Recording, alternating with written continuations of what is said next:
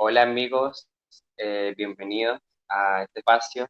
Estamos ofreciendo desde la segunda edición del Festival Internacional de Cine Fantástico y Horror Escrito, que este año, bueno, nos tocó mudarnos a la modalidad online, obviamente por razones que todos conocemos, y pues esto también nos ha dado la posibilidad de entrar en contacto con personas que no están en nuestra ciudad o en nuestro país, como es el caso de el invitado que tenemos ahora, jurado también, parte del jurado del Festival El Grito, Mario Crespo, que en este momento está en España, pero él es cubano de nacimiento, pero ha tenido un desarrollo profesional por muchos años en Venezuela, bastante reconocido, tanto en el cine como en el teatro y en la televisión. Es director de largometraje Tauna, Lo que lleva al río, eh, galardonado y premiado en distintos, seleccionado en distintos festivales internacionales. Y bueno, esta vez vamos a tener una conversación sobre cine independiente, ¿no? Sobre estas nuevas formas de hacer cine, por así decirlo. El título de la conferencia o de la charla es "Ha muerto el cine, larga vida al cine, ventajas y desventajas del cine independiente". Entonces, bueno, Mario, bienvenido. Un placer para nosotros contar Ajá. con tu presencia en el festival y en el equipo de jurados. ¿Cómo estás? Pues todo muy bien. Quiero agradecer primero que todo al Festival Internacional de Cortometraje El Grito por esta oportunidad de estar aquí hablando contigo y poder decir algunas ideas sobre esto que se ha dado en llamar el nuevo cine, que es lo que también se ha llamado como un nuevo cine independiente. Y cuando digo nuevo cine independiente, estoy diciendo precisamente Hassler, haciendo alusión al título, ¿no? Ha muerto el cine, larga vida al cine, como decían en las antiguas monarquías, para destacar que la monarquía no había muerto. Este rey, que es el cine, muere, se silencia y renace de sus cenizas constantemente y como el resto de los medios de divulgación y de comunicación jamás va a desaparecer. Lo que va es Claro, quizá a cambiar sus plataformas o sus formas de realización y de consumo, ¿no? Yo he preferido, como me expreso en español, dirigirme a los jóvenes cineastas que hablan esta lengua y que por tanto son mayoritariamente latinoamericanos, claro. porque sobre todo me interesa recordar el cine que hemos hecho y cómo lo hemos podido hacer desde este lado del mundo, refrescar cómo hemos llegado hasta aquí con nuestra realidad que siempre ha estado conectada con lo que sucede en otras partes del mundo y recordar, una vez más, que los diferentes movimientos, tendencias, expresiones del arte no surgen por generación espontánea y solitarios en un punto del globo, sino que están muy ligados, que se influencian unos a otros y que además surgen siempre al calor de inquietudes sociales, políticas, científicas, que se enlazan desde todas las latitudes. Un movimiento contra el cine de la gran industria que se fue modificando, radicalizándose, como un torbellino dentro de Latinoamérica. Mira, Recordando también que es una Latinoamérica, Hassler, minada por años de golpes de Estado, dictaduras militares, es una realidad muy distinta a la que se vivía en los países del norte. Entonces, permíteme echar un vistacito rápido y retrospectivo, pues pienso que el siglo XX está dividido en dos momentos importantes de su historia. La Segunda Guerra Mundial, que provocó una división del mundo en dos polos ideológicos y económicos antagónicos, y más tarde lo que la historiografía, los periodistas, los académicos le han dado en llamar los 60, que significó una revolución en las formas de pensar, de vivir, y en la que los artistas fueron elementos, por supuesto, fundamentales del arte y el cine. La Segunda Guerra Mundial deja a Europa arrasada y a la par de Japón tuvo que concentrar todas sus fuerzas en su reconstrucción. Se levantó claro, Europa piedra sobre piedra después de la Segunda Guerra Mundial, mientras que Estados Unidos salió fortalecida de esa guerra.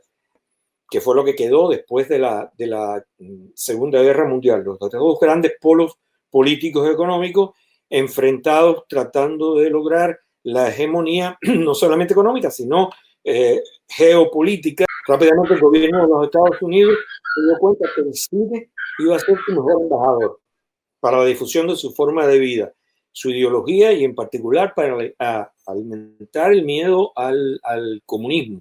Vemos, ¿no?, cómo inmediatamente crecen los grandes estudios que existían desde el principio del siglo, cuando se traslada toda la industria del cine se traslada a California, a Hollywood, pero ya después de la Segunda Guerra Mundial, después de ese momento de depresión, lo que hacen es que hay una gran explosión de todas estas industrias, ¿no?, que pugnan igual, bueno, por los espacios de distribución, y el resto del mundo estaba muy, muy pendiente de lo que estaba pasando en los Estados Unidos, dependía muchísimo de ellos. Hay nombres incluso como Alfred Hitchcock, Ronald Colman, James Mason, David Niven, Vivian Leigh, Julie Andrews, Julie Moore, Sean Connery, Fritz Lang, Otto Preminger, por mencionar algunos, Billy Wilder, que hicieron carrera de vida en los estudios, son que se trasladan a Hollywood para hacer cine allí, cine producido en cadena y con esquema dramatúrgico temático estandarizado. En Europa está muy destacado el caso de Italia, que venía desde la represión fascista de Mussolini, donde igual que en Alemania se impuso un cine puramente propagandístico del fascismo. Eso pasó sobre todo con el cine italiano. Había una infraestructura que estaba reprimida por el régimen de Mussolini, pero esa infraestructura queda después de la guerra y los cineastas empiezan a aprovechar esto y cobra fuerza un cine sobre el que se polemiza aún si se caracteriza como escuela o movimiento, que fue el llamado neorrealismo italiano. El nuevo estilo. Y destaco el prefijo neo, de neorrealismo, la palabra nuevo, fue el que produjo más y mejores largometrajes donde se destacaron nombres como Vittorio De Sica, Fellini, Renato Castellani, Rossellini, Visconti, y que dieron títulos hoy considerados clásicos, como Roma, Ciudad Abierta, El Limpiabotas, Ladrones de Bicicleta, La Tierra Tiembla, en fin. Fue un cine que después de la guerra tuvo un gran boom. Y es importante porque estaba paralelo al boom de la gran industria hollywoodense, empieza a surgir este cine italiano con un corte europeo y que deriva después en el nuevo cine italiano, en el nuevo estilo o en el neorrealismo. Volviendo a Estados Unidos, yo creo que podemos afirmar que todo su sistema duró hasta finales de los años 50. Y aunque anteriormente se hicieron clásicos como Ben-Hur, El Mago de Oz, Cantando bajo la lluvia, La ventana indiscreta, algunos prefieren quemarse, 12 hombres en pugna, El crepúsculo de los dioses.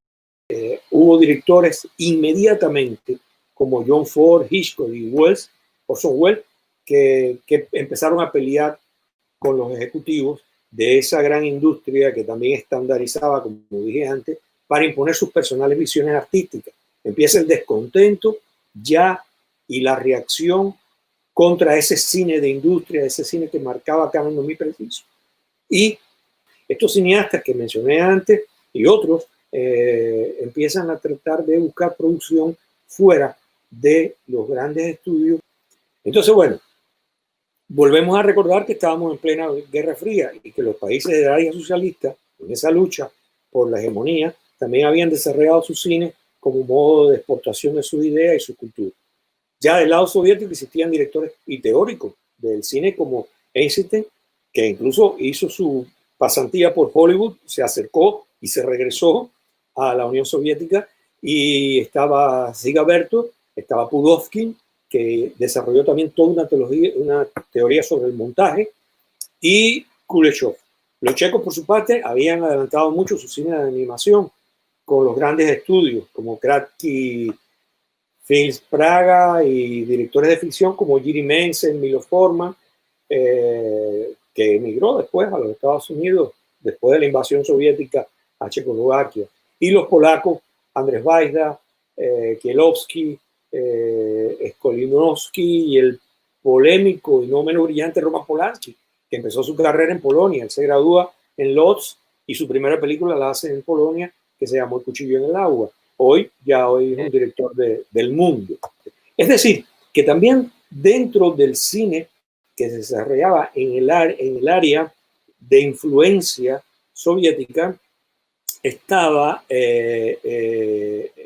surgiendo un grupo de jóvenes cineastas y talentosísimos además, que empezaron también a marcar nuevas pautas en la forma de hacer cine y por supuesto en la forma de consumir. En fin, que en medio de esta polaridad política cada sistema consiguió un cine, un mercado para su cine con estilos diferentes.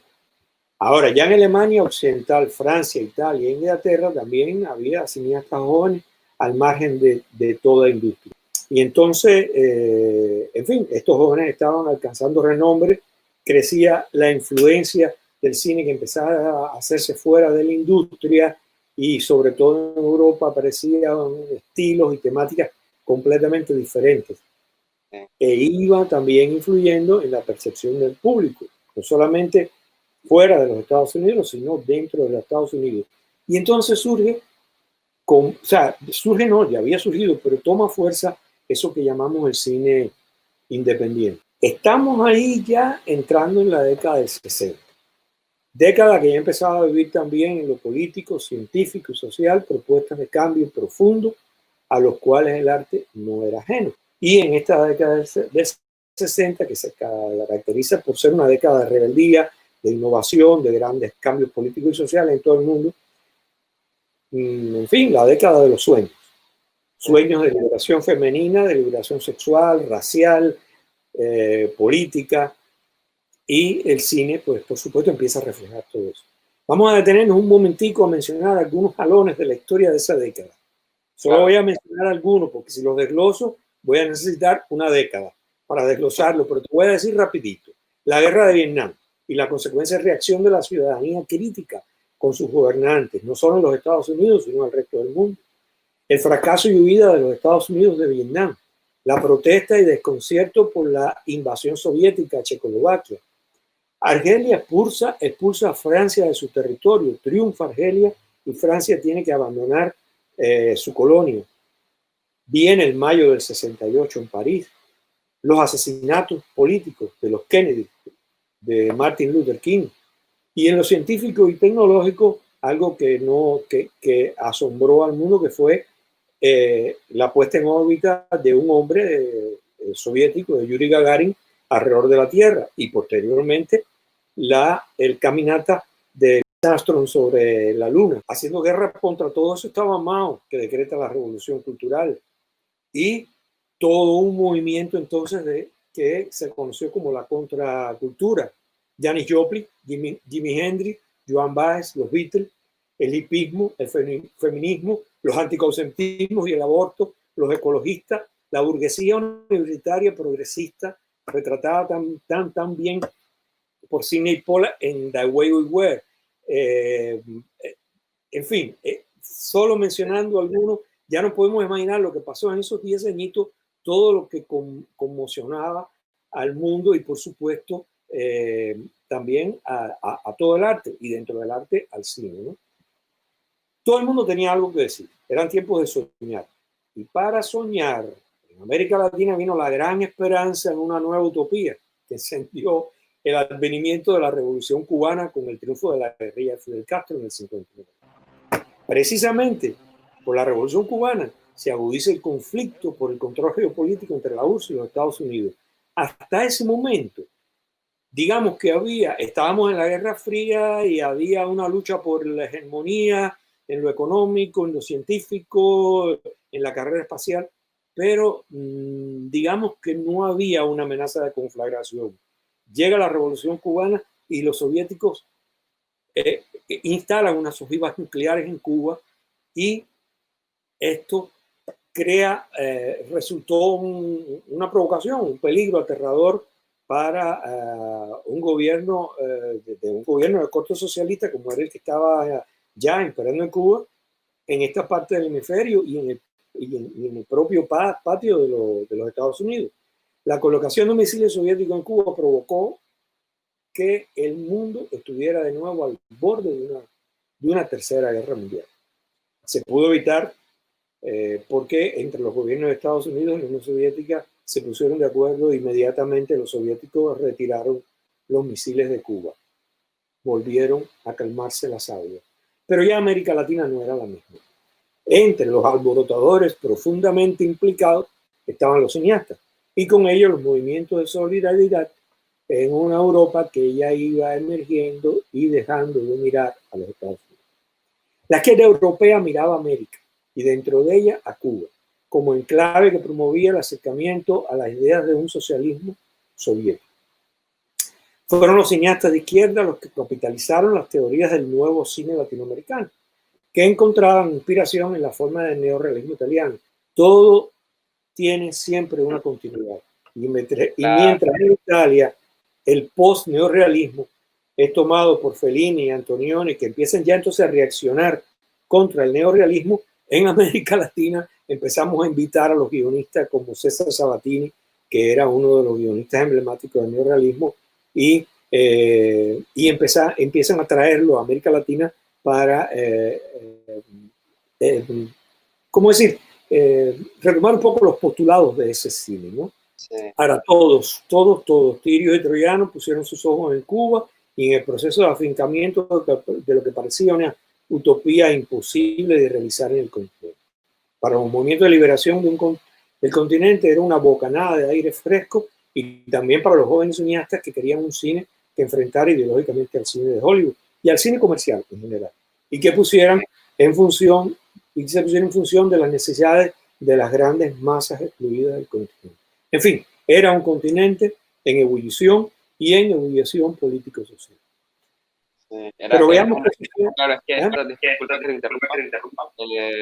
Claro, ¿no? Esta necesidad de salirse de los estándares o de lo cuadrado que puede ser como una industria. Eso no solo pasa en el cine, ¿no? Sabemos que pasa en muchas disciplinas del arte, pero me parece que el cine es bastante particular porque sabemos que el cine depende bastante de pues, un recurso humano, material y logístico y que lamentablemente se tenían que apoyar pues en estas grandes industrias para poder realizarlo. Era más sencillo, ¿no? Entonces el arriesgarse a hacer tu propio cine por necesidad de contar y crear tú mismo esa pequeña industria tuya independiente es un esfuerzo monumental, ¿no? Tú más que nadie lo sabes de todo lo que cuesta. Claro, por supuesto. Y no, yo en aras de la brevedad me concentré en el cine y quise llevar esto por estas nuevas formas de hacer, hablar del nuevo cine que nació después de la posguerra, pero sí, como tú bien dices, en las artes plásticas eso fue todo un movimiento. Después voy a mencionar incluso cómo el teatro de Brecht influye en el cine, porque como tú decías, está en las artes plásticas, está en el teatro, está en la literatura. Entonces, bueno, pero veamos qué sucede en Francia, donde los cineastas acuñan el término la nueva ola. Fíjate, estábamos con la posguerra aparece el neorealismo, el nuevo estilo. Ahora los franceses ya en los 60 crean la nueva ola, y al decir de Osvaldo Osorio, lo voy a citar, abro comillas, como toda revolución, esta no se dio en generación espontánea, que decía yo al principio, sino que fue necesaria una serie de condiciones y circunstancias, así como de acciones individuales y colectivas, para que a partir del Festival de Cine de Cannes de 1959 ya a nadie le quedara duda de que la historia del cine se había partido en dos con los postulados de la nueva obra. La primera de esas circunstancias y la principal fue tener contra qué rebelarse, contra el cine francés de la posguerra. Se trataba de un cine de guionistas y de productores que para Godard era un cine anquilosado. de formas acartonadas, esquemas que contrañían las enormes posibilidades del lenguaje cinematográfico, impidiéndole muchas veces una onerosa carga literaria y hasta imponiéndole, perdón, una carga literaria y hasta teatral. Para finales de los años 50, todo estaba dado para darle un golpe de estado al viejo régimen del cine francés. Las bases teóricas, la sistemática labor de agitación, de la crítica, los referentes y modelos a seguir del cine nacional y extranjero, y el ambiente general de una época inquieta por los cambios en la que la juventud empezaba a tomar el protagonismo que nunca antes había tenido, y que se unían al renovado empuje cultural y surgen entonces, empiezan a subir lo que yo decía hace un momento, todos los nuevos cines.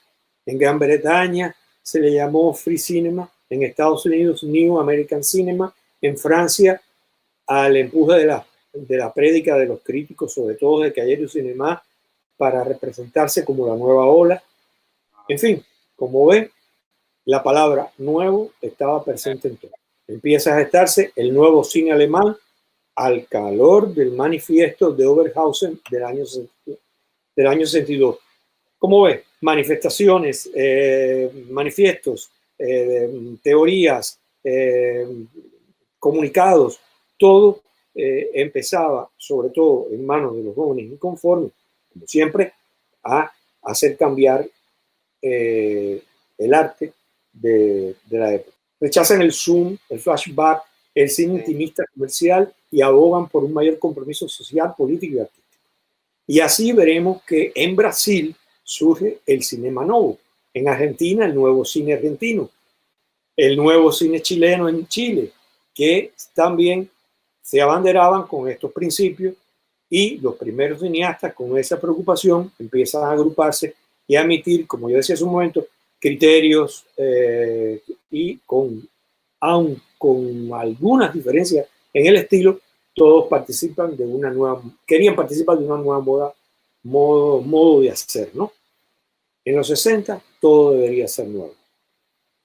León Frías, reseñado por Álvaro Villegas en la Universidad Nacional de Colombia, en su ensayo El nuevo cine latinoamericano de los años 60, entre el mito político y la modernidad fílmica, reconoce los papeles importantes que jugaron los festivales de Viña del Mar entre el 67 y el 69, y las muestras de documentales de Mérida en Venezuela y Pésaro en Italia, donde ya empiezan a aparecer los nombres de Pedro Chasque, con los cortos Aquí vivieron, de 1962, que duraba 18 minutos. Érase una vez, un animado de 5 minutos, Aldo Francia con Valparaíso, mi amor, Raúl Ruiz con La maleta, que es un cortometraje del año 63, y después vinieron otros encuentros ya en Cuba, en la sede del ICAI, donde asistieron aquellos inquietos de Brasil, Argentina, Chile y Bolivia, por supuesto, los cineastas cubanos,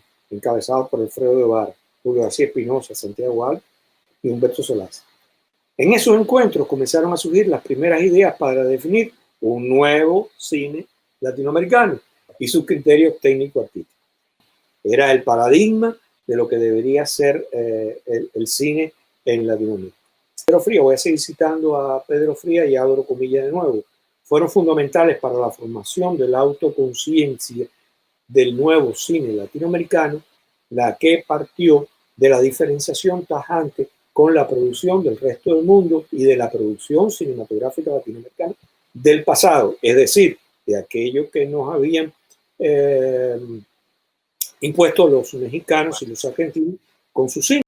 León Frías plantea la heterogeneidad del nuevo cine latinoamericano que abarcó obras en diferentes formatos, diversas duraciones y múltiples niveles de compromiso político.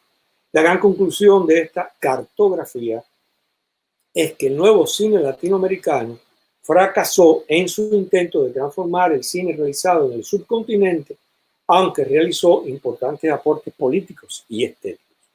Y aunque lo considera un cine de vocación mesiánica que viene a contribuir al cambio revolucionario, estoy citando a Frías, y a insertarse en la génesis del nuevo orden, es fundador y se abre a ese nuevo mundo que la revolución trae consigo. eufórica, triunfalista. Las dificultades y los conflictos parecen desvanecerse o al menos reducirse en la apuesta decidida por una línea de trabajo fílmico asociada con la necesidad del pueblo. Eso dice Frías. Sin embargo, en las reuniones del ICAI del año 67, 68 y 69, no hubo total acuerdo. Allí había cineastas que querían un cine mucho más militante y que ya rechazaban, y eso lo vamos a ver ahora inmediatamente, ya rechazaban incluso el cine independiente. Ya consideraban que el cine independiente, tal y como lo estábamos conociendo, era un cine mediatizado y un cine que respondía a formas también anquilosadas y, en fin, en todos estos filmes que se reconocen dentro del movimiento del nuevo cine latinoamericano, no solo existe entonces una gran variedad temática, sino de enfoque dramático.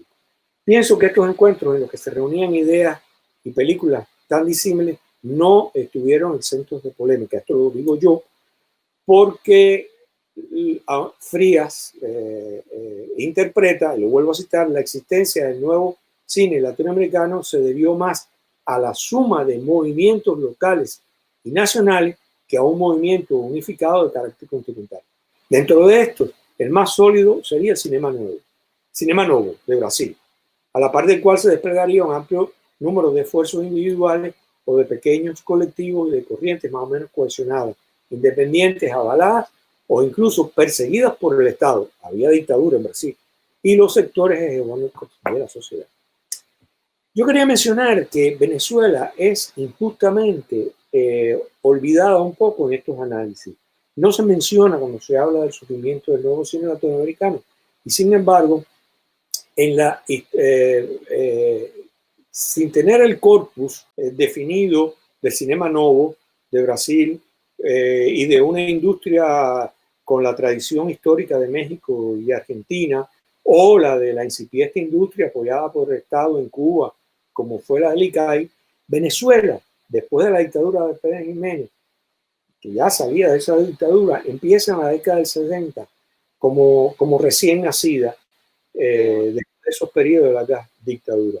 Y hay que destacar que Venezuela entra en la historia del cine mundial tan temprano como en el año 58 con Araya, de Margot Benacerraf, galardonada con el premio de la Comisión Superior Técnica y el premio de la Crítica Internacional FIPRESI en el 12º Festival de Cannes del 59, compartido nada más y nada menos que con Hiroshima Mi Amor y Alain Resnais.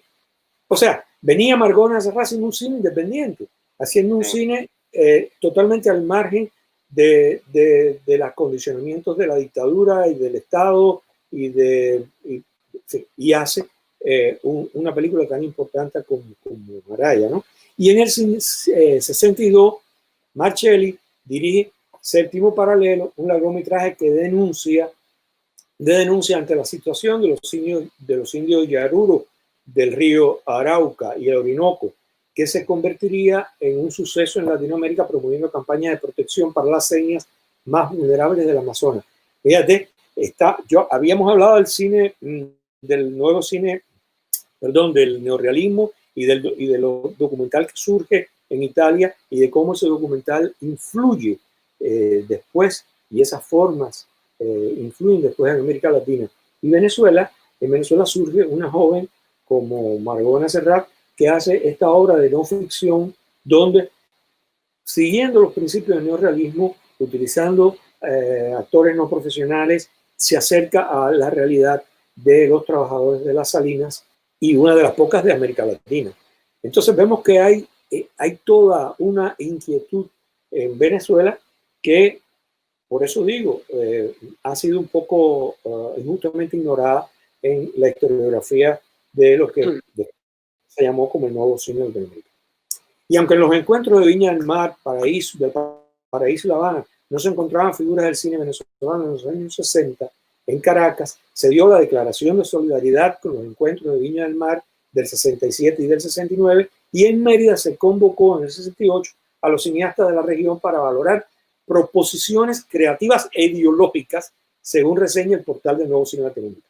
También en 1968 se realiza en Mérida la primera muestra de cine documental latinoamericano y se sientan las bases para la creación del Departamento de Cine de los Andes, o sea, de la ULA, de la Universidad de los Andes, que tendría a su cargo el patrocinio del cine de cineastas de Mérida y de toda Venezuela.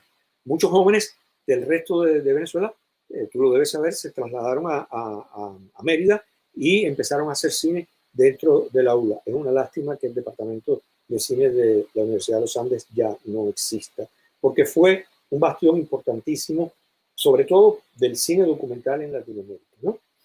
En fin, esta ciudad se convirtió en la ciudad del cine. Momentos, bueno, hay que hablar de Carlos Rebolledo, por supuesto, que declara que América Latina está saliendo de su obligado mutismo para hablar al resto de la humanidad de todas las formas posibles de comunicación con los hechos, palabra escrita o hablada, y también con la imagen impertinente, la califica de impertinente, del cine. Ya en los 70, también, paralelo a lo que se estaba haciendo en Cuba, en Brasil con el Cinema Novo, se empieza a hablar del nuevo cine venezolano. En 1973, la película Cuando quiero llorar no lloro, de Mauricio Bárcena. Está también Román Chalbaud con El pez que fuma, está Clemente de la Cerda con Soy un delincuente, y fíjate que son películas, ojalá pudiéramos volver a revisarlas, son películas que están muy enmarcadas en una problemática justamente social, sobre todo, ¿no? Después vinieron filmes tan importantes como Macu, La mujer del policía, de Solveig Goente, y Homicidio culposo, de César Bolívar. La graduación de un delincuente, Macho y hembra, Yacu, Oriana, y El atentado y Más allá del silencio. Todas películas que reflejaban una situación de crisis social y política en el país. Quiero citar a Fernando Pérez, director de cine cubano. En una conferencia en Casa de América hizo un resumen de aquellos momentos que, como testigo presencial que él fue, nadie podría haberlo contado mejor. Este resumen me llevará a mi idea final y centro del título de esta charla por un camino mucho más certero y seguro. Nos cuenta Fernando Pérez que entre aquellos jóvenes cineastas existían ideas muy marxistas, influidos por las ideas de Frank Fanon, y estaban muy influidos también, con cierta reserva, por el socialismo soviético. Sin embargo, aunque también tenían reservas con el cubano, se sentían más cerca del socialismo cubano, a un desorden que le venía muy bien a ese cine, ¿no? Entre estos cineastas y teóricos del cine más radicales se encontraba Fernando Solanas, Octavio Getino, que eran argentinos, que abogaban ya por un cine que actuara como agitador de la conciencia social. Recuerda que habíamos hablado de que en el neorrealismo italiano, los neorrealistas ya querían un cine que se alejara del cine espectáculo y que promovía. Entonces, bueno, estos jóvenes cineastas querían un cine de agitación de la conciencia social, un cine de comunicación con los grandes sectores populares, el cine que ellos llamaban tercer cine. Y ya en el año 69 pedían, voy a citar, un cine de negación, de destrucción de todo lo establecido para la creación de algo nuevo. Para ellos existía un primer cine y un segundo cine, con los cuales no comulgaban y consideraban obsoletos. Brecht, genial dramaturgo marxista, comunista, sin partido, dejó para el pensamiento y para la teoría del teatro. Hace un momento tú me hablabas, Hasler, de cómo en otras artes también se había generado este movimiento, y ahora, fíjate, llego a Brecht, que creó toda una argumentación sobre el teatro épico. Un teatro, oye, sin sensiblería para la meditación, sin recursos, negaba el teatro centrado en la estética, un teatro que busca la emotividad del espectador, alejándolo de la comprensión de su realidad con temáticas que le son ajenas. Brecht se propuso su transformación viendo en el teatro un medio de concienciación de la clase trabajadora. A un teatro complaciente contrapone un teatro militante, en el que el proletariado se sienta identificado, procurando que alcance la plena comprensión de su problemática. Ahora vemos qué pensaban los jóvenes cineastas del nuevo cine latinoamericano, aquellos precursores, que era lo que querían, ¿no? Y cuando hablan, antes dije que iba a citar a Fernando, no, me estaba citando yo, ahora es que voy a citar a Fernando, que está citando a su vez a Getino y a Solana. Cuando hablan de, para ellos, el primer cine, estoy abriendo comillas, es la gran fortaleza, el dominio de la industria del cine norteamericano. Incluso algunos filmes de la cinematografía de muchos países socialistas, sumisos a los modelos hollywoodenses, el cual Glauber Rocha denominó cine de imitación.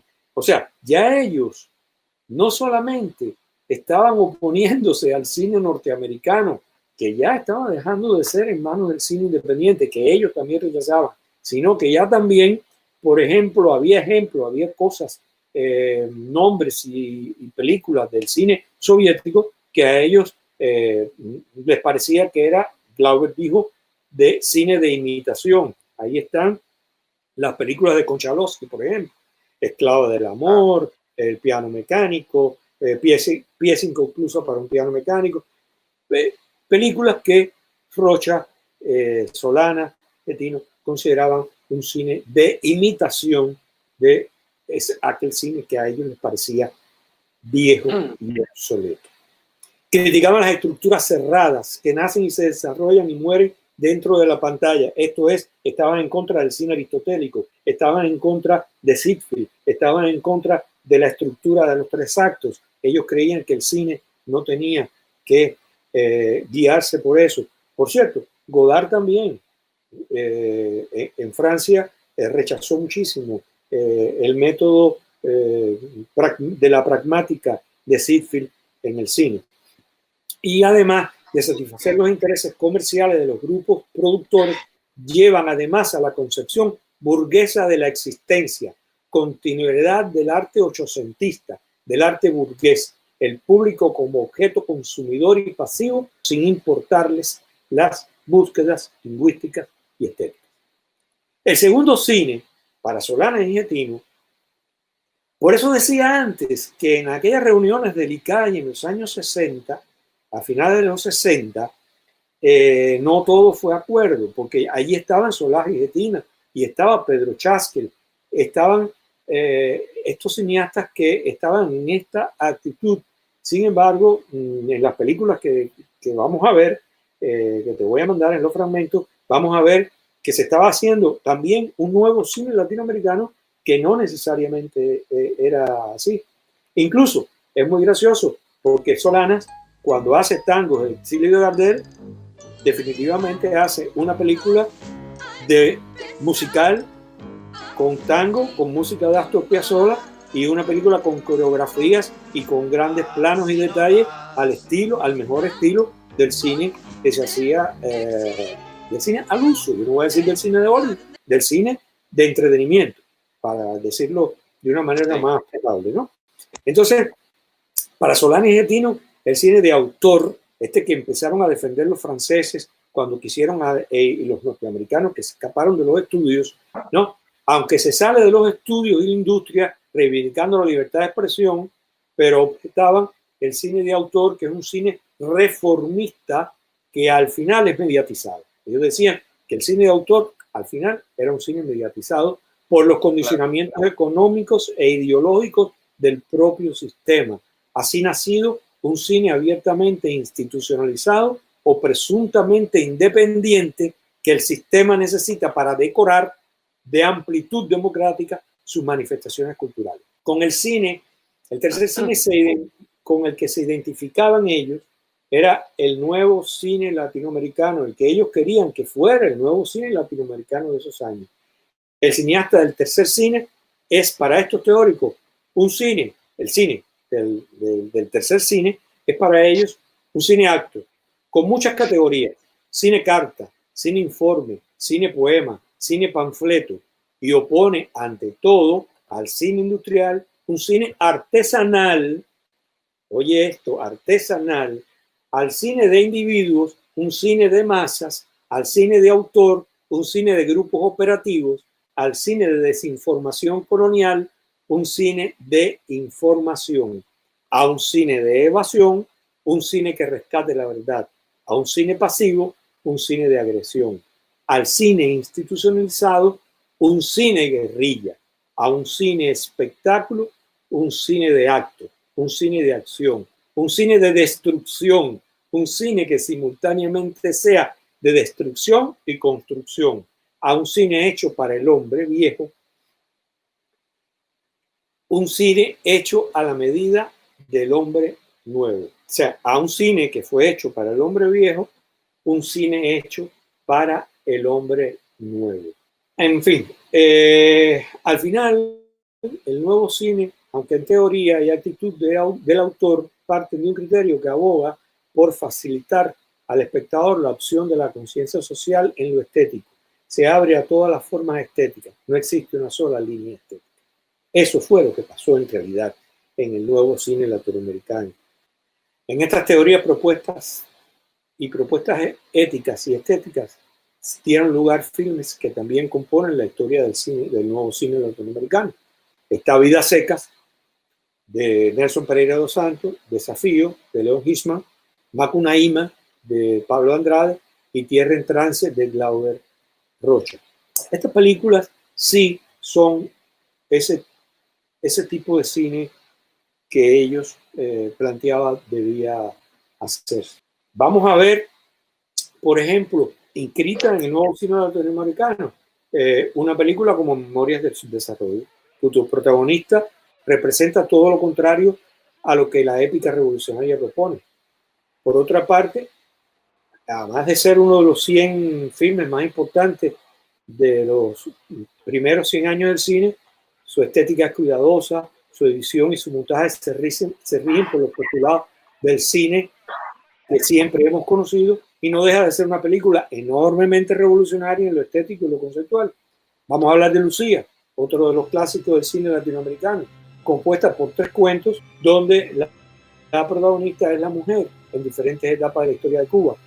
Es un melodrama auténtico, con todos los recursos y condicionamientos del melodrama, y sin embargo hace un análisis magistral de la historia de Cuba, desde la época de la colonia hasta los años 60, con el triunfo de la revolución. Por aquellos años, cuando se estaban haciendo estas películas, Lucía, Memoria, esta película de Pino Solana, Tangos por el exilio de Gardel, estaba Julio García Espinosa lanzando un ensayo que se llamó Por un cine imperfecto, en el que proclama como primera frase, abro comillas, hoy en día, un cine perfecto, técnica y artísticamente logrado es casi siempre un cine reaccionario. En esta frase se alinea con Getino y con Solana en el rechazo al primer cine, al cine fortaleza.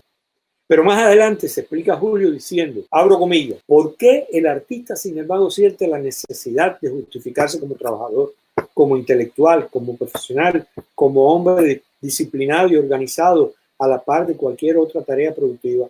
¿Por qué se siente la necesidad de hipertrofiar la importancia de su actividad? En un verdadero proceso revolucionario, esas funciones las debemos ejercer todos, es decir, el pueblo. La idea era que se llegara a omitir al cineasta como un artista profesional. Esto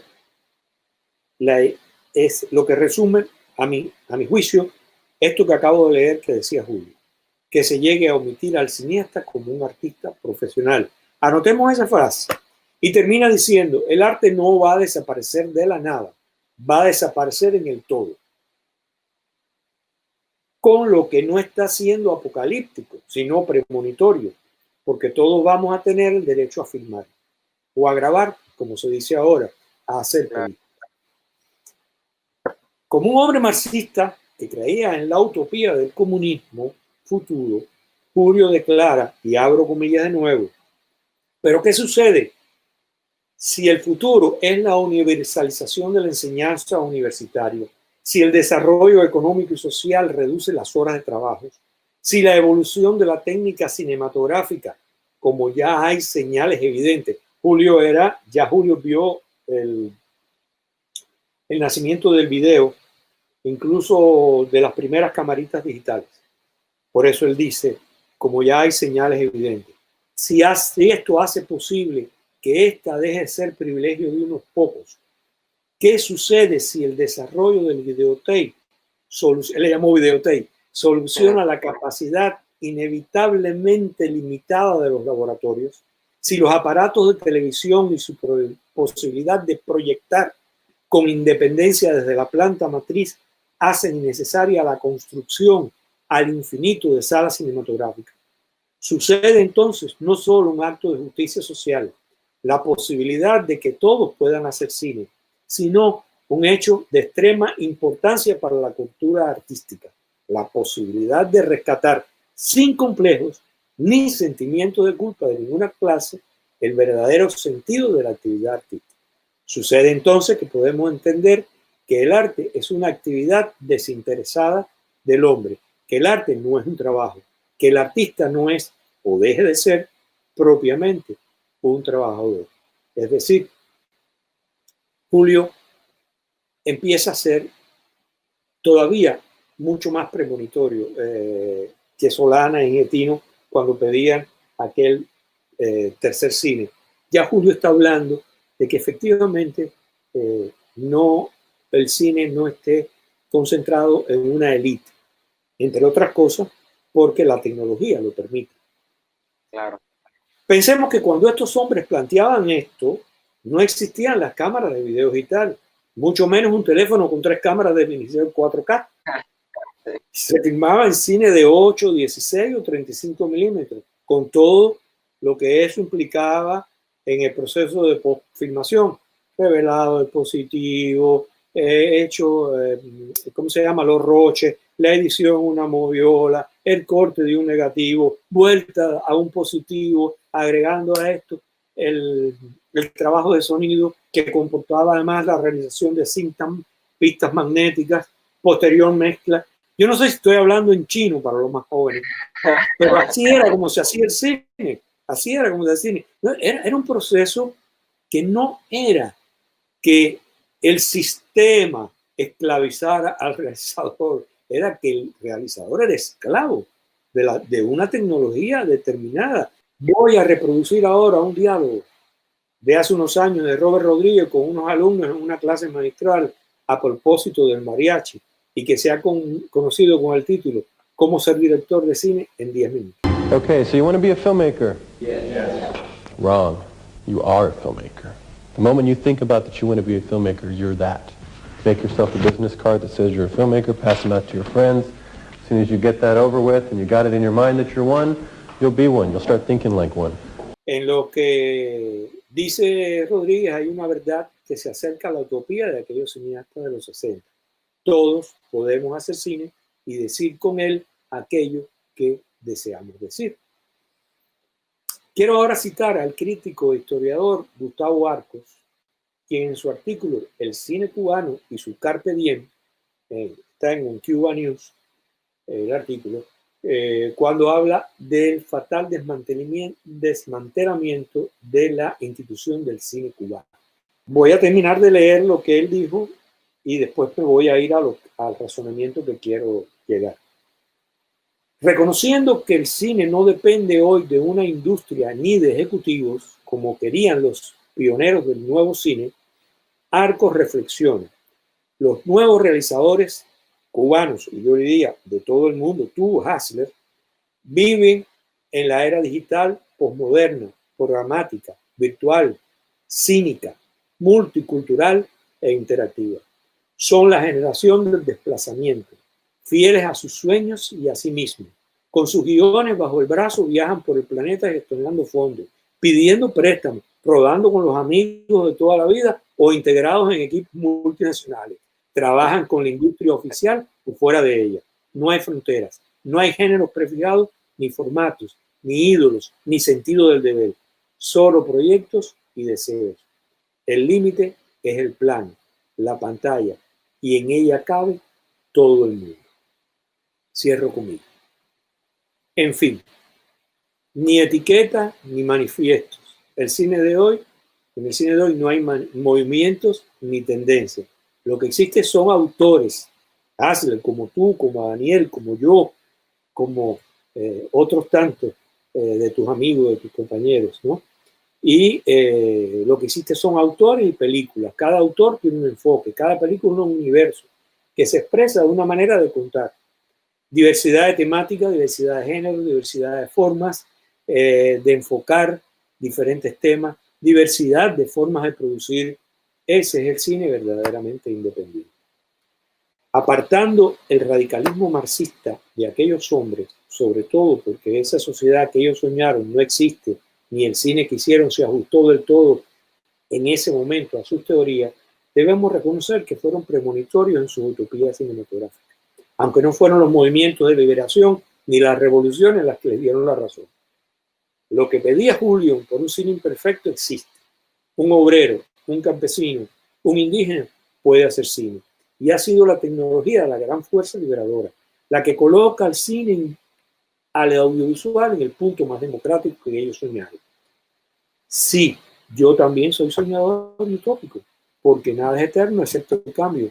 Y eso lo dijo Heráclito de Éfeso 540 años antes de Cristo.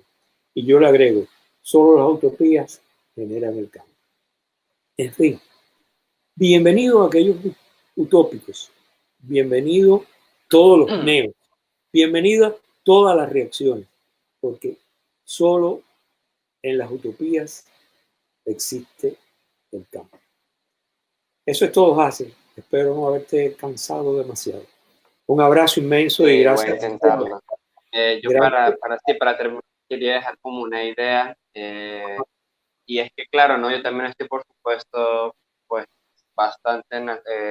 estoy bastante de acuerdo con todo lo que acabas de decir, todo lo que dijiste en esta charla, pero quería tocar un punto importante que es más allá de lo necesario que es que cada cineasta tenga su forma de expresarse, ¿no? Que es lo que tú dices, este es el verdadero cine independiente, ¿no? Que tenga esa posibilidad de hacer, de proponer cosas a su vicio o crear nuevos sus mundos personales. Creo que también es necesario los espacios, como mencionabas antes, de exhibición, ¿no? De mostrar, ¿no? También donde que los festivales de cine juegan un papel también bastante importante en este caso, porque da la posibilidad de reunir estas distintas formas de ver o de contar y les da pues esta ventana de que la gente pueda poder disfrutar de ellas, ¿no? Que bueno, este es otro tema que en otro momento lo tocaremos, que es el tema de la exhibición en salas de cine y todo esto, y lo difícil que es para estos cineastas poder llegar a proyectarse o poder tener algún tipo de ingreso con las salas comerciales, ¿no? Por eso los festivales de cine son una red importante para poder mostrar estas distintas formas de ver y de contarla en el cine, ¿no? Entonces, tienes toda la razón, y efectivamente es muy bueno esta acotación tuya, porque y ahora lo estamos viendo con el Festival El Grito y con todos los festivales que se están haciendo online. Es una forma de conocernos entre todos, y bueno, y a eso nos ayuda la tecnología. Y quizás sería también bueno aclarar que esto que reclamas tú del acceso a los espacios de exhibición es una lucha o una nueva batalla a la que ahora nos vamos a empezar a enfrentar, Hasler, porque fíjate lo que empezaron siendo cuando las plataformas empezaron a existir, Netflix, Movistar, en fin, y todas las otras plataformas, no las voy a seguir mencionando para no hacerle publicidad, eran plataformas que eran bastante abiertas y democráticas, y en estos momentos estamos viendo que de nuevo empieza a ser como una especie de industria, porque se han convertido en productoras y no en receptoras de productos audiovisuales hechos al margen de la industria. Se han ido convirtiendo poco a poco en industria. Pero bueno, en fin, ellos están allí y acá está la tecnología apoyándonos para que entonces cada quien, de acuerdo a sus intereses, a sus grupos de acción, a sus diferentes culturas, pueda elaborar el cine que esa cultura existe. Entonces, mira, existirá el cine de los indígenas, existe el cine de los obreros metalúrgicos, existe el cine de la gente de la calle y existe el cine LGTBI y existe el cine, en fin, va a haber el cine feminista, que bueno, que existe de los años 60, pero en fin, vamos, yo soy optimista en el sentido de que al final tendrán que ver el producto que hace la mayoría, porque efectivamente es la mayoría. Pero Sí. solamente ya felicitarte por el tremendo esfuerzo del Grito y de los festivales que estás organizando y de cómo has sabido aprovechar el viaje tecnológico al cual yo para hacer más público y más conocido el cine que se hace. Otra vez muchas gracias y un abrazo. Agradecerte también porque, bueno, para mí personalmente también es bastante agradable este tipo de conversaciones. Pues ya aparte de que también pues hago producción, también me gusta mucho el cine, ¿no? Yo consumo y me gusta también todo este tipo de cine que has comentado, ¿no? Y como tú me dijiste alguna vez en otra ocasión, hay que ver de todo también, yo estoy de acuerdo, hay que ver desde lo comercial o no comercial o todo, entonces esto también es una invitación para cada uno también pues descubra, ¿no? Qué tipo de cine le puede gustar y qué no. Y nada, pues ya saben que vamos a estar disponibles estos 3 días en el festival del 3 al 5, van a poder disfrutar de las películas, de los cortos y bueno, Mario junto a los otros 2 jurados ya decidieron quiénes son los ganadores, ya pronto los vamos a publicar.